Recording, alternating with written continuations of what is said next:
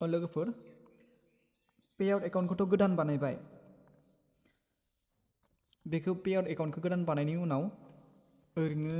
बानायनाल' दोनबा जाया बेखौ पेआउट गोदान बानायनानै बे इन्डिभिजुवेलफोरखौल' बानायनाल' दोनबा जाया आरोना पेआउट गोदान बानायनानै इन्डिभिजुवेल जानायनि उनाव आरो मा खामानि मावबावनांगोन बेखौ नायनानै ला लोगोफोर पेआउट गोदान बानायनायनि उनाव नोंनि गासै आर्निं सर्सखौ निउ एकाउन्टआव ट्रेन्सफार खालामनांगोन बेखौ बोरै ट्रेन्सफार खालामनांगोन नायनानै लादो गिबियावनो बे फर्मखौ नांगोन आरोना फर्मखौ डिजिटेल फिलआप खालामनांगोन आरो गिबियावनो माने फार्स्ट आं दिन्थिलांबाय थानोसै नायलांबाय थादो PDF फाइलखौ डाउनलड खालामनानै बेखौ डिजिटेल फिलआप खालामोबा मोजां जायो आरो फार्स्टनिखिनिखौ 1 नाम्बार दङ ट्रेन्सफार अफ द पेआउट सर्स माने बेयाव जाय एकाउन्टखौ ट्रेन्सफार खालामगोन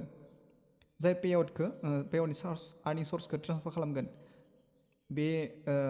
बिनि पान कार्ड नामखौ बेयाव होनांगोन आरो ना पान कार्डनि नेम ओमफ्राय बेयाव लिरनाय दङ ट्रेन्सफार अफ पेआउट एकाउन्ट नेम नामखौ होबानो जाबाय आरो रेसिपिएन्ट पेआउट एकाउन्ट नेम नैबे मोनसेयाव माने गोदानाव जे नों पुरानिफ्राय ट्रेन्सफार खालामगोन बे गोदाननि नेमखौ बेयाव होनांसिगोन आरोना सेमानो जागोन नेमाथ' गावनियावनो ट्रेन्सफार खालामो नालाय गुबुनावथ' ट्रेन्सफार खालामा जुदि गुबुननो ट्रेन्सफार खालामोबा बेयाव गुबुननि नेमखौ होनांगोन आरोना स' लोगोफोर ओमफ्राय बे फार्स्ट पेजाव गैला आरोना बे फार्स्ट पेजाव बे मोननैखौल'सो लिरनांगौ फिलआप खालामनांगौ बेनि उनाव दोङो सेकेन्ड इम्पर्टेन्टआ बेसो आरोना लोगोफोर पार्ट 1 आइडेन्टिफिकेसन अफ ट्रेन्सफारार नाम्बार 1आव दोङो एसे जुम खालामना होनोसै नाम्बार 1आव दोङो ट्रेन्सफारार पेआउट एकाउन्ट आइडि जाय पुरना एकाउन्टनि आइडिखौ नैबेयाव होनांगोन माने जाय एकाउन्टनिफ्राय ट्रेन्सफार खालामगोन बे पुरना एकाउन्टनि आइडिखौ बेयाव होनांसिगोन आरोना लोगोफोर आं बेखौ एसे खोमोना दोननाय जाबाय आरोना बे फिलआप खालामखांनायमोन साबमिट खालामखांनाय बेनिफ्राय ट्रेन्सफारार पेआउट एकाउन्ट नेम 2 नाम्बार दङ ट्रेन्सफारार पेआउट एकाउन्ट नेम बेनो जागोन लोगोफोर गोदान एकाउन्टआव अनारनि नेमखौ होबानो जाबाय गोदान एकाउन्टआव जि नाम दङ बेखौ होबानो जाबाय ओमफ्राय 3 नाम्बार फाइनान्सियेल एडमिनिस्ट्रेटर नेम माने बेयाव एडमिननि नामखौ नांगोन आरोना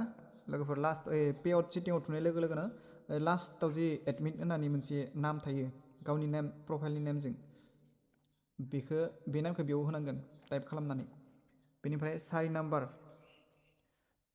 नाम्बाराव नोङो नैबे फर्मखौ फिलआप खालामनायनि उनाव प्रिन्ट आउट खालामनांगोन आरोना लोगोफोर बेनिफ्राय सिगनेचारखौ गावनि आखाइजों साइन खालामनांगोन बेनि उनाव डेटखौ नांसिगोन आरोना जि खालि बे फर्मखौ आपल'ड होगोन बे डेटखौ होबानो जाबाय लोगोफोर बेखौ मोजाङै गोसो होना नाय माने बेयाव मानासो आगोल जाग्रोगोन दै माहायासो बेनि उनावसो तारिखआ जागोन बेनि उनावसो सना जागोन बेखौ मोजाङै नायना ला ओमफ्राय पार्ट 2नि 5 नाम्बाराव दङ रेसिपिएन्ट पेआउट एकाउन्ट आइडि बेयाव जाय गोदान पेआउट एकाउन्टआव माने ट्रेन्सफार खालामगोनथ' बे गोदान पेआउट एकाउन्टनि आइडिखौ बेयाव होफिनलायदो लोगोफोर मोजाङै लिरनानै हो बेनिफ्राय 6 नाम्बाराव दङ रेसिपिएन्ट पेआउट एकाउन्ट नेम बेनो जागोन लोगोफोर गोदान एकाउन्टआवबोथ' गावनि नेमानो थागोन पान कार्डनि नेमाव जेरै दं पान कार्डआव बे नेमखौ होबानो जाबाय बेनि उनाव फाइनान्सियेल एडमिनिस्ट्रेटर एडमिन नेम बे जाफिनलायबाय आरोना नैबे एडमिन नामा फार्स्टनि पार्ट 1नि 3 नाम्बाराव जेरै होनाय आरो नैबे पार्ट 2नि 4 नाम्बारावबो बेनो जागोन बेनि उनाव सिगनेचाराबो सेम तारिखआबो बेनो जागोन आरोना लोगोफोर जाय खालि आपल'ड होगोन बेनिफ्राय पार्ट 3आव दङ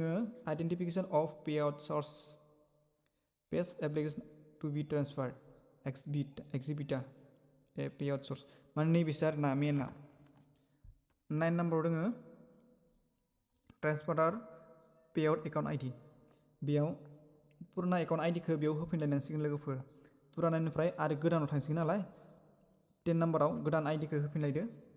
मोजाङै चेक खामै नायफिननानै मोजाङै लिरना हो। बेनि उनाव दङ 11 नाम्बार। 11 नाम्बाराव मा होनांगोन नाय लोगोफोर, पेआउट सर्स नेम, पेज एप्लिकेसन नेम। माने नों पेजनिफ्राय ट्रेन्सफार खालामगोनबा पेजनि नामखौ होदो आरो जुदि प्रफाइलनि खालामबा नैयाव फेसबुक प्रफाइलनि नामखौ बेयाव होनांसिगोन नैयाव। बेनिफ्राय 12 नाम्बाराव पेआउट सर्स आइडि। नोंहा पेजनिखौ ट्रेन्सफार खालामगोन पेज आइडिखौ होलायदो। ओमफ्राय जुदि पेज नङाबा नोंना प्रफाइलावबो मोनसे बेरखम पेज आइडिनि थायो। आर्निं सर्सआव क्लिक खालामोबा मोनो, बेखौ बेयाव लिरनानै होदोना पेज आइडिखौ। बेनि उनाव 13 नाम्बाराव प्रडाक्ट टाइप। आसला बेनो लोगोफोर मेन बुस्थुआ, बे बुस्थु नै मोनथाम बुस्थुखौ ट्रेन्सफार खालामबासो नों पेआउट गोदान एकाउन्टआव आर्निंखौ खालामनो हागोन आरोना। प्रडाक्ट टाइप पारफरमेन्स बनास, नों जेनेबा बनास मोन्दोंमोन आरोना, बे बनासनि थाखाय बेखौ होदो। ओमफ्राय आरो साबसक्रिपसन मोन्दोंब्ला साबसक्रिपसनखौ होदो। ओमफ्राय कन्टेन्ट मनिटाइजेसन टुल्स मोन्दोंबा बेबायदि लिरनांगोन लोगोफोर नैबायदि performance based payout, content monetisation टुल्सनि थाखाय पारफरमेन्स बेस्ट पेआउट। ओमफ्राय स्टाराथ' फार्स्टआवनो थांखायो लोगोफोर, पेआउट गोदान बानायबानो स्टारखौ ट्रेन्सफार खालामना होखायो। ओमफ्राय नैबेखौ PDF आव कनभार्ट खालामफिननांगोन आरोना लोगोफोर, बेखौ फट' खेबनानै नैबे फर्मखौ, बे मोननै फर्मखौ फट' खेबनानै मोजाङै PDF फाइल बनायनानै बेखौ आपल'ड खालामफिननांगोन लोगोफोर। अब्लासो आर्निं सर्सआ गोदान पेआउटआव ट्रेन्सफार जागोन, ओमफ्राय नोंनि आर्निंआ स्टार्ट जागोन लोगोफोर। स' लोगोफोर दिनैनि भिडिअआ बेखिनियानोसै। आसा खालामो नोंथांमोना बुजि मोनदों। जुदि बुजि मोनाखैबा कमेन्टआव सोंहरफिननो हागोन लोगोफोर। आरो भिडिअखौ मोजां नांदोंबा लाइक कमेन्ट शेयार होनो दाबाव, आरो चेनेलखौ साबस्क्राइब खालामना होलांदो अननानै। एसेनोसै।